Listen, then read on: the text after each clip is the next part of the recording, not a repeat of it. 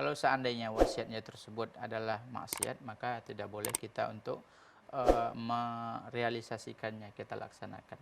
Karena ya kalau seandainya saja ketika dia hidup, ya dia nyuruh kita untuk melakukan itu, maka nggak boleh kita lakukan. La Konsekuensinya tidak ta'ata boleh. li makhlukin fi maksiatil khaliq. Tidak ada ketaatan bagi seorang makhluk pun dalam rangka berbuat dosa dan berbuat maksiat kepada Khaliq Allah Subhanahu wa taala.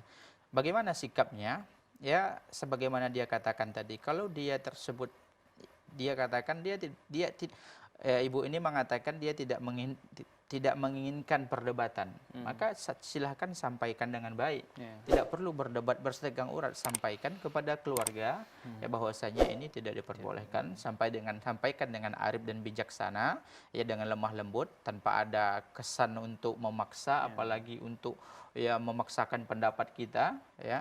Sampaikan, setelah kita sampaikan, ya udah kita selesai kewajiban kita. Yang mereka tidak mau menerima itu lain cerita.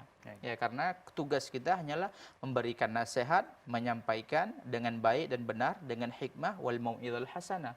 Ya, kemudian masalah yang kedua. Bagaimana dia memposisikan dirinya, Ustaz?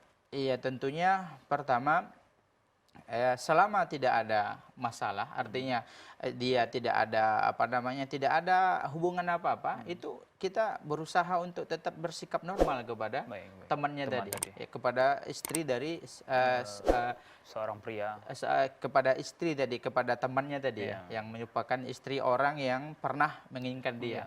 Selama tidak apa-apa, tidak ada masalah, tidak ada umpamanya hubungan-hubungan yang tidak dibolehkan oleh Allah, maka tidak masalah. Tetap saja menjalin silaturahmi. Wallahu a'lam.